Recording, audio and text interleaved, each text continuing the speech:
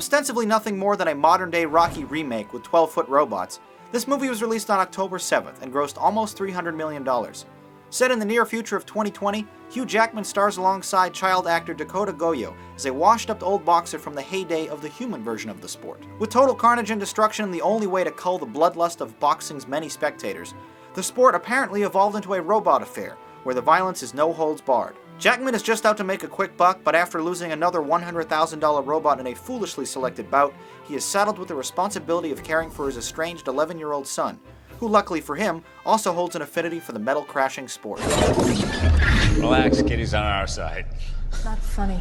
Kind of funny. You know, he has voice recognition, right? No, he doesn't. No, he didn't in the league. But when Noisy fought in Brazil, I must have put it in. Right, left, uppercut. Doesn't work. Right, left, uppercut.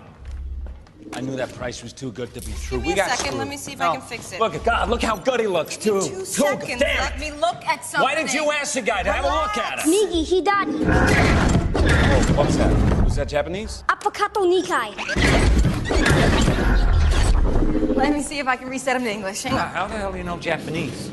Video games. It's a classic Disney-style plot of a family coming together over an underdog project despite initial reservations they had for one another. Careful not to break any new ground, this slightly futuristic retelling of the classic boxing story is skillfully presented, with slick editing, great cinematography, and some terrific acting from our protagonists, especially from the young Dakota, who carries many of the scenes by himself. Inherently, though, it's up to their robotic counterparts to carry many of the film's key fight sequences, a feat which is accomplished with believable and stellar Academy-nominated special effects. Luckily, though, this movie is much more than a shallow live-action Rock'em Sock'em Robot sports film.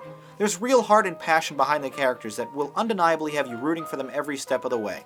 The conclusion is a foregone one, but it doesn't make it any less enjoyable when it finally arrives. Interesting custody battle and romance subplots are introduced early in this movie, giving it some nice depth, but they're sadly abandoned in the final act with no real conclusion provided to either. It's a sore spot for this otherwise solid boxing movie. Real Steel, an entertaining and inspirational underdog adventure. Well, that's what I thought about it. Now let's read some of your reviews from the YouTube comments.